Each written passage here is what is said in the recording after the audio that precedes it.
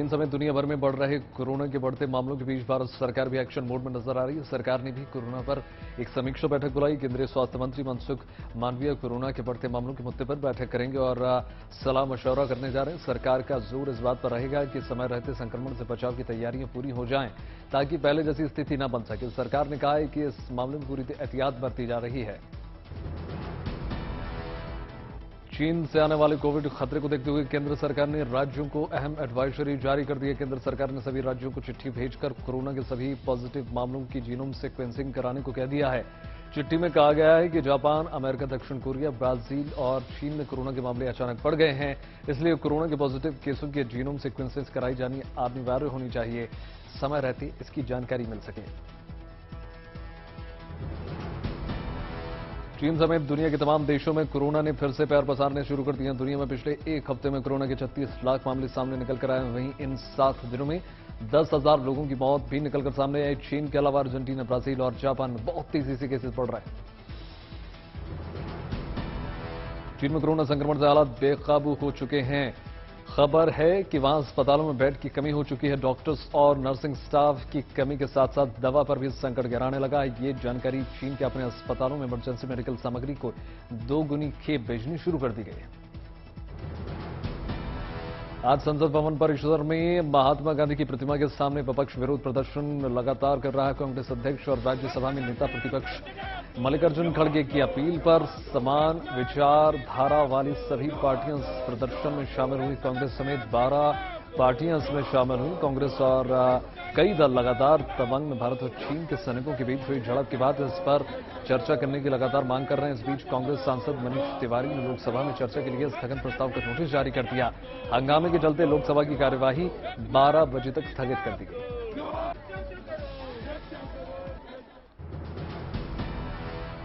कांग्रेस नेता राहुल गांधी की भारत जोड़ो यात्रा राजस्थान के हरियाणा पहुंच चुकी है। राहुल गांधी ने हरियाणा के नूंह में लोगों को संबोधित किया और केंद्र सरकार के खिलाफ फिर से बेरोजगारी और महंगाई को लेकर अपनी आवाज बुलंद की। उन्होंने गैस की कीमतों को लेकर भी हमला बोला। भारत जोड़ो यात्रा के दौरान हरियाणा में जय जवान दिवस मनाया जाएगा। इसके बाद 23 दिसंबर को जय किसान दिवस मनाया जाएगा। 24 दिसंबर को भारत जोड़ो यात्रा हरियाणा से दिल्ली पहुंचेगी।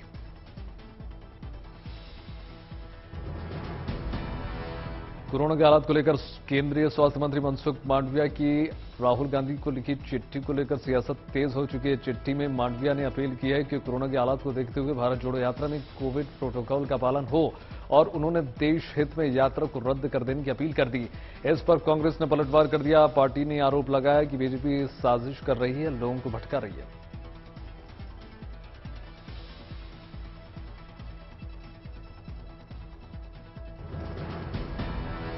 हिमाचल प्रदेश विधानसभा चुनाव में बहुमत मिलने पर राज्य में सरकार बनाने के बाद कांग्रेस आज धन्यवाद रैली कर रही है। इस दौरान धर्मशाला के जोरावर स्टेडियम में मुख्यमंत्री सुखविंदर सुक्खू जनता से संवाद करेंगे, साथ ही जनता का आभार व्यक्त करेंगे। रैली में लाखों लोगों के आने की संभावना। प्रधानमंत्री नरेंद्र मोदी ने कल संसद में विपक्ष के नेता मल्लिकार्जुन खड़गे और उपराष्ट्रपति जगदीप धनखड़ के साथ दोपहर का भोजन किया। संसद में मिलेट फूड उत्सव के दौरान उन्हें बाजरे के व्यंजन परोसे गए। इससे पहले प्रधानमंत्री नरेंद्र मोदी ने संसदीय दल की बैठक में सांसदों से मिलेट्स यानी मोटा अनाज खाने की सलाह दी। प्रधानमंत्री नरेंद्र मोदी के प्रस्ताव पर संयुक्त राष्ट्र संघ ने वर्ष 2023 को अंतर्राष्ट्रीय मोटा अनाज वर्ष घोषित किया है। बिहार के डिप्टी सीएम तेजस्वी यादव ने कल रात पटना के रैन बसेरों का औचक निरीक्षण किया और गरीबों में कंबल बांटे। उन्होंने दावा किया कि गरीबों को सर्दी में संकट न हो जाए, इसलिए सरकार ने रैन बसेरों को निःशुल्क अस्थायी आश्रय स्थलों के इंतजाम किए हैं।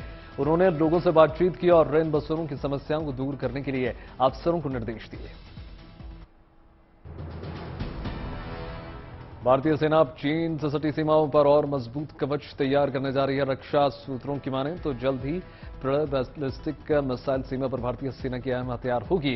खबर है कि भारतीय चीन सीमा पर इस मिसाइल की तैनाती की प्रक्रिया शुरू हो गई है। सतह से सतह पर मार करने वाली इस मिसाइल की रेंज 150 से 500 किलोमीटर की है। ठोस ईंधन पर आधारित इस शॉर्ट रेंज बैलिस्टिक मिसाइल को डीआरडीओ ने डेवलप किया है। हिंद महासागर में भारतीय नौसेना की ताकत में इजाफा करने के लिए समंदर में उतरने को तैयार आईएनएस वागीर प्रोजेक्ट 75 के तहत कलवारी श्रेणी की डीजल इलेक्ट्रिक अटैक पनडुब्बी यार्ड 11,879 को इंडियन नेवी में शामिल कर लिया गया है। इसे नौसेना में कमीशन किए जाने पर आईएनएस वकीर नाम दिया गया है। प्रोजेक्ट 75 के तहत स्कॉर्पियन डिजाइन की 6 स्वदेशी सबमरीन तैयार की जा रही हैं, जिसमें से ये 5वीं पनडुब्बी है जो अब भारतीय नौसेना का हिस्सा होगी। उत्तराखंड में बद्रीनाथ धाम की सुरक्षा अब आईटीबीपी के हाथ में सौंप दी गई है। सुरक्षा के लिए 2 आईटीबीपी के 2 कंपनी को तैनात किया जाएगा। अभी तक मंदिर की सुरक्षा राज्य पुलिस के हाथों में थी। राज्य पुलिस इसकी देखरेख करती थी। राज्य सरकार की मांग पर गृह मंत्रालय ने यह फैसला किया। उत्तराखंड में प्लास्टिक बैन को लेकर अब हाईटेक ने बड़ा आदेश जारी कर दिया। उत्तराखंड आने वाली हर गाड़ी में डस्टबिन रखना जरूरी होगा। हाई कोर्ट ने उत्तराखंड आने वाली सभी गाड़ियों को अपने साथ पोर्टेबल कूड़ेदान लगाने को अनिवार्य कर दिया है। ये आदेश सभी टूरिस्ट टैक्सी के साथ साथ प्राइवेट वाहनों पर भी लागू होगा। राज्य में प्लास्टिक कचरे पर पूर्ण रूप से प्रतिबंध लगाने के सिलसिले में दायर जनहित याचिका पर अदालत ने आदेश दिया। दिल्ली समेत पूरा उत्तर भारत ठंड की चपेट में नजर आ रहा है। पिछले 24 घंटे में राजधानी में तापमान 2 से 3 डिग्री गिरावट आई है। हालांकि तापमान 10 डिग्री के आसपास है। वहीं दिल्ली एनसीआर में आज भी विजिबिलिटी कम देखने को मिल रही है। कई क्षेत्रों में कोहरे से विजिबिलिटी कम हो चुकी है। हालांकि कुछ इलाकों में कल के मुकाबले आज राहत।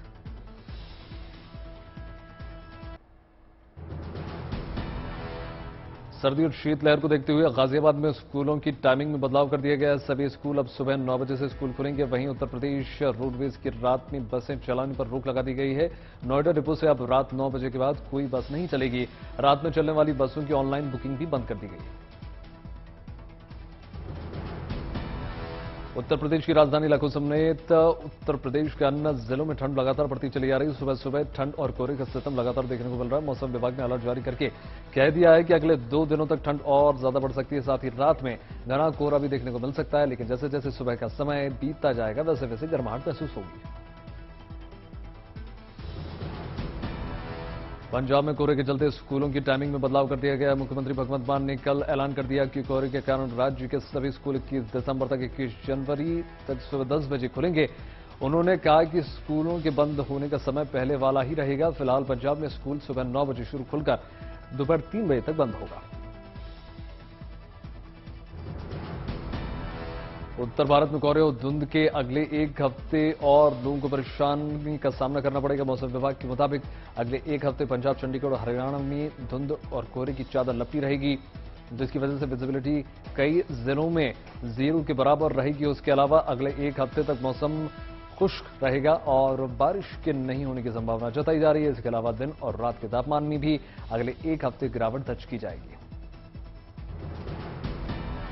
उत्तराखंड के कई इलाकों में अभी बर्फबारी का इंतजार है। दिसंबर का महीना आधे से ज्यादा गुजर चुका है, लेकिन अभी तक उत्तराखंड के कई क्षेत्रों में बर्फबारी नहीं हुई। इसके कारण यहां के पर्यटन व्यवसाय पर बुरा असर पड़ रहा है।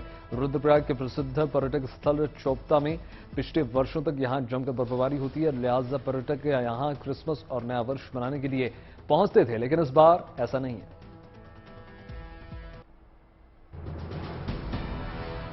बढ़ती सर्दी के बीच भगवान को भी ठंड से बचाने का उपाय लगातार किया जा रहा है। वाराणसी में मंदिरों में भक्तों ने भगवान की मूर्तियों को भी गर्म कपड़े पहना दिए।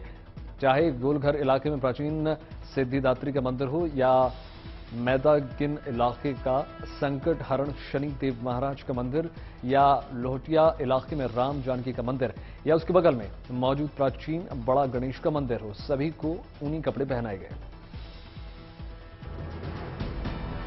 बिहार के श्रद्धालुओं के लिए गुड न्यूज निकल कर आई है। आईआरसीटीसी ने श्रद्धालुओं के लिए दक्षिण दर्शन स्पेशल ट्रेन चलाने का ऐलान कर दिया है। इस ट्रेन की शुरुआत 21 जनवरी 2023 को जयनगर से की जाएगी। ये स्पेशल ट्रेन जयनगर से मधुबनी, दरभंगा, समस्तीपुर, पटना और गया के रास्ते होते हुए भारत के दक्षिण हिस्से में प्रवेश करेगी और तीर्थयात्रियों को तिरुपति बालाजी मंदिर, कन्याकुमारी, विवेकानंद रॉक, रामेश्वरम और मल्लिका अर्जुन ज्योतिर्लिंग का दर्शन कराते हुए 30 जनवरी को वापस जयनगर लौट आएगी। उत्तर प्रदेश की जेल में बंद कैदियों को योगी सरकार रोजगार के साथ जोड़ने की मुहिम चला रही है। साथ ही उसमें आस्था का भाव भी प्रकट करने की कोशिश कर रही है। जेल में बंद कैदी ओडीओपी योजना के तहत ब्लॉक प्रिंटिंग की कला सीख रहे हैं और राधे राधे और ओम नमः शिवाय लिखे पटके दुपट्टे और गमछे तैयार कर रहे हैं। सरकार इनको प्रदेश के प्रमुख धार्मिक स्थलों पर बेचने के लिए भेजेगी। जेल में 1050 पुरुष कैदी हैं, जिनमें से पहले चरण में 35 कैदियों को प्रशिक्षण दिया जा रहा है। प्रयागराज में इलाहाबाद विश्वविद्यालय परिसर में भारी संख्या में पुलिस बल तैनात किए गए हैं। पिछले कई दिनों में हुई झड़पों को देखते हुए विश्वविद्यालय परिसर में सुरक्षा बढ़ा दी गई है। पुलिस प्रशासन सतर्क है और तमाम एहतियात बरते जा रहे हैं ताकि किसी भी प्रकार की कोई अनहोनी ना हो सके। भीलवाड़ा के स्कूल को जल संग्रहण के लिए नेशनल वाटर हीरो पुरस्कार से नवाजा गया है। पुरस्कार स्कूल को दिया गया। इको फ्रेंडली पेड़ लगाने में इस्तेमाल किया जा रहा है। साथ ही बच्चों को जन्मदिन पर पौधे दिए जाते हैं।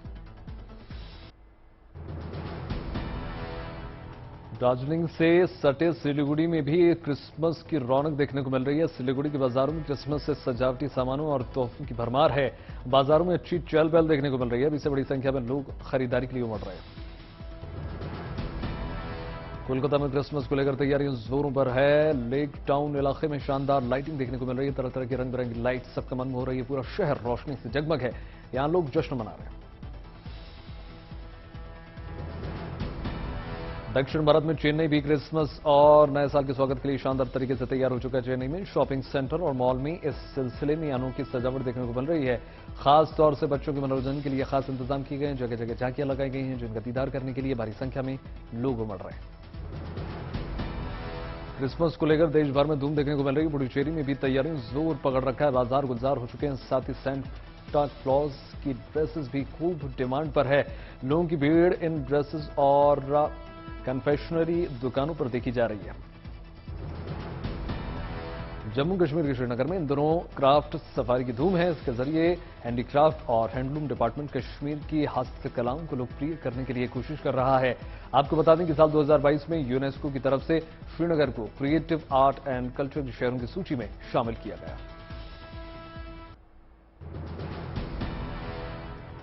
बीसीसीआई की आज एक अहम बैठक हो रही है। माना जा रहा है कि बैठक में वर्कलोड मैनेजमेंट के तहत टी20 फॉर्मेट में अलग कप्तान कोच के मुद्दे पर फैसला संभव है। भारतीय टीम का हाल ही में हुए टी20 वर्ल्ड कप में खराब प्रदर्शन इसका जिम्मा है। तभी से माना जा रहा था कि टी20 फॉर्मेट में रोहित शर्मा को कप्तानी से हटाया जा सकता है। माना जा रहा है कि टीम इंडिया के स्टार ऑलराउंडर हार्दिक पांड्या को भारतीय टी20 टीम का फुल टाइम कप्तान बनाया जा सकता है। बैठक के बाद कोच राहुल द्रविड़ को लेकर भी अपडेट आ सकता है। बीसीसीआई को नई सिलेक्शन कमेटी की भी नियुक्ति करनी है। ऐसे में इस मीटिंग को लेकर बड़ा फैसला आ सकता है। साथ ही अगले साल के लिए भारतीय क्रिकेटर्स ने नए सेंट्रल कॉन्ट्रैक्ट भी ऐलान कर दिया है। ऐसे में देखना यह होगा कि नई सेंट्रल कॉन्ट्रैक्ट लिस्ट से कौन बाहर हो सकता है और किस नए प्लेयर को जगह मिल सकती है। भारत और बांग्लादेश के बीच 22 दिसंबर से होने वाले दूसरे और आखिरी टेस्ट मैच में रोहित शर्मा और नवदीप सैनी नहीं खेल पाएंगे। बीसीसीआई ने बयान जारी करके बताया कि बाएं अंगूठे में चोट लगने की वजह से रोहित शर्मा मेडिकल निगरानी में है, जिसके चलते वो मैच नहीं खेल पाएंगे। वहीं नवदीप सैनी ने ड्रॉप करने के पीछे उनके पेट की मांसपेशियों के खिंचाव की वजह बताया जा रहा है। कतर में फीफा वर्ल्ड कप मुकाबला जीतने के बाद ब्यूनस आयर्स पहुंची अर्जेंटीना की फुटबॉल टीम का भव्य स्वागत हुआ। एयरपोर्ट पर फुटबॉल टीम का स्वागत करने के लिए जनसैलाब उमड़ पड़ा। हर तरफ फुटबॉल फैंस जश्न मनाते नजर आए। ब्यूनस आयर्स में जश्न में शामिल होने के बाद कप्तान लियोनेल मेसी विमान से अपने पुश्तैनी शहर पहुंचे और वहां उनका जोरदार स्वागत हुआ। अर्जेंटीना की जीत की खुशी में ब्यूनस आयर्स की सड़कों पर नीली जर्सी में रंग देखने को मिला। अर्जेंटीना पहुंचने के बाद खिलाड़ियों को खुली बस में लेकर शानदार परेड निकाली गई। इस बस पर 3 स्टार बनाए गए थे, जो ये दर्शा रहे थे कि अर्जेंटीना ने 3 बार विश्व कप जीता है। बस में सवार खिलाड़ी फैंस के साथ जश्न में शरीक हुए। विश्व विजेता बनकर खिलाड़ियों की घर वापसी के बाद अर्जेंटीना के लोग जश्न में डूबे नजर आए। ब्यूनस आयर्स की सड़क पर जिधर नजर दौड़ाओ वहां पर फैंस की खुशियां देखने को मिली। हाथों में बैनर, पोस्टर और प्लाकार्ड लेकर लोग जीत में उमड़ पड़े। अर्जेंटीना फ्रांस के बीच हुआ मुकाबला अंतरिक्ष में भी देखा गया। रूसी अंतरिक्ष यात्रियों ने अंतर्राष्ट्रीय अंतरिक्ष स्टेशन में बैठकर फ्रांस और अर्जेंटीना के बीच हुए मैच को देखा। इंटरव्यू के दौरान अंतरिक्ष यात्रियों ने बताया कि उन्होंने अर्जेंटीना का समर्थन किया। एलन मस्क ने ट्विटर में भविष्यवाणी अपनी भूमिका भविष्य की स्पष्ट कर दी और एक ट्वीट में उन्होंने कह दिया है कि वो जल्द ही ट्विटर के सीईओ का पद छोड़ देंगे और केवल सॉफ्टवेयर और सर्वर टीम का कामकाज देखेंगे। मस्क ने एक सर्वे कराकर लोगों से राय मांगी थी उन्हें ट्विटर के मुखिया के रूप में काम करना चाहिए या नहीं। इस पर 57% से ज्यादा लोगों ने उन्हें पद छोड़ने की सलाह दी। यूक्रेन में 10 महीने से फंसे टर्की के 2 फौजी मालवाहक विमान आखिरकार स्वदेश लौटने में कामयाब हो गए। ये दोनों विमान कीव एयरपोर्ट पर फंसे हुए थे। ये विमान 24 फरवरी को यूक्रेन पहुंचे थे। उसी समय वहां रूसी हमले शुरू हो गए। दोनों विमान अब सुरक्षित टर्की पहुंचे। उत्तरी कैलिफोर्निया में 6.4 तीव्रता वाले भूकंप के दौरान किसी की जान तो नहीं गई, लेकिन करीब 80,000 घरों में बिजली गुल हो गई और एक पुल समेत कई सड़कों को भारी नुकसान पहुंचा है। भूकंप के चलते सैन फ्रांसिस्को के उत्तरी इलाके में गैस रिजर्व की खबरें निकलकर सामने आ रही। इसकी इमारत में आग भी लग गई, जिस पर जल्द काबू पा लिया गया।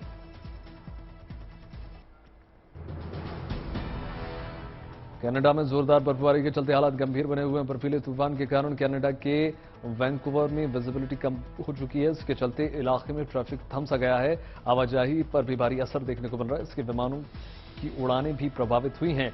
कनाडा के मौसम विभाग ने अभी और ज्यादा ठंड, बर्फबारी और खराब मौसम की चेतावनी जारी कर दी है। लोगों को अगले कुछ दिन सतर्क रहने का कह दिया गया है। जापान के उत्तरी इलाके में जबरदस्त बर्फबारी देखने को मिल रही है। जनजीवन अस्त व्यस्त हो चुका है। यहां बर्फबारी के चलते कई ट्रेनें रद्द कर दी गई हैं और सड़कों पर कई किलोमीटर तक लंबा जाम लग चुका है। जापान के नेगाटा शहर में लोग सबसे ज्यादा परेशान हैं। अमेरिका में नए साल की जश्न की तैयारियां शुरू हो चुकी है। इस सिलसिले में न्यूयॉर्क में टाइम्स स्क्वायर पर 2023 लिखी हुई एक न्यूमेरल वॉल लगाई गई है। इसे एलईडी बल्ब की मदद से तैयार किया गया है। 7 फुट ऊंची इस न्यूमेरल कि लॉस एंजलिस, कैलिफोर्निया समेत कई इलाकों में सफर के बाद यहां लाया गया है। बड़ी संख्या में लोग इसे देखने के लिए पहुंच रहे हैं। क्रिसमस की तैयारी के सिलसिले में यरूशलेम में अनोखा नजारा देखने को मिला। यहां सेंटा क्लॉज की वेशभूषा में सजे एक शख्स ने हॉट एयर बैलून की सवारी की और आसमान से तोहफे बरसाते हुए लोगों का अभिवादन स्वीकार किया। आमतौर पर सेंटा क्लॉज पर सफर करते हैं। ऐसे में हॉट एयर बैलून पर सवार इस सेंटा को देखने के लिए बच्चे हैरान हुए। अफगानिस्तान में लड़कियों की उच्च शिक्षा पर रोक लगाने के तालिबान सरकार के फैसले की संयुक्त राष्ट्र ने कड़ी निंदा कर दी। ब्रिटेन और अमेरिका ने भी तालिबान के इस फैसले की सख्त आलोचना की है। संयुक्त राष्ट्र में अमेरिका के उप राजदूत रॉबर्ट वुड ने कहा कि अफगानिस्तान की जनता के प्रति तालिबान के रवैये से ही अंतर्राष्ट्रीय समुदाय का उसके प्रति रुख निर्भर करेगा। अमेरिका के प्रवक्ता ने कहा कि तालिबान ने एक बार फिर से अपना वादा तोड़ा। फेमस डायरेक्टर विशाल भारद्वाज के बेटे आसमान भारद्वाज की पहली फिल्म कुत्ते का ट्रेलर रिलीज हो चुका है। अर्जुन कपूर, तब्बू, कोंकणा सेन, शर्मा, राधिका मदान जैसे सितारों से सजी एक क्राइम थ्रिलर फिल्म 13 जनवरी को बॉक्स ऑफिस पर रिलीज हुई।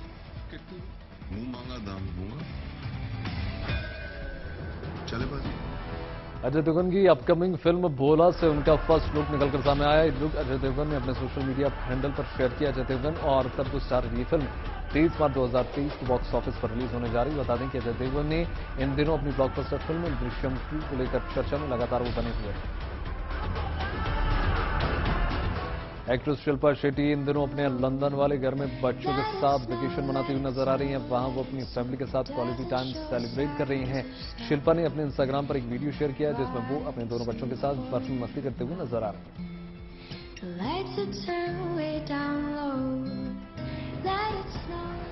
टेलीविजन की पॉपुलर एक्टर मोहित रैना की पर्सनल लाइफ पिछले कुछ दिनों से ठीक नहीं चल रही। मीडिया रिपोर्ट्स के मुताबिक अपनी पत्नी अदिति से वो अलग हो गए हैं। दरअसल साल 2022 की शुरुआत में मोहित ने बताया था कि उन्होंने अदिति शर्मा से शादी कर ली है, लेकिन अब अचानक उन्होंने अपने सोशल मीडिया अकाउंट पर अदिति के साथ सभी फोटोज को डिलीट कर दिया। हालांकि अब मोहित रैना ने इन खबरों का खंडन करते हुए इस खबरों को बकवास और अफवाह बताया और उन्होंने कहा कि वो अपनी पहली वेडिंग एनिवर्सरी को सेलिब्रेट कर रहे हैं। डायरेक्टर जोया अख्तर की अपकमिंग फिल्म द आर्चीज की शूटिंग पूरी हो चुकी है। इस फिल्म में खुशी कपूर, सुहाना खान और अगस्त्या नंदा जैसे स्टार किड्स लीड रोल में नजर आने वाले हैं। इस मौके पर जोया अख्तर ने एक पार्टी रखी जिसमें सभी स्टार्स पहुंचे।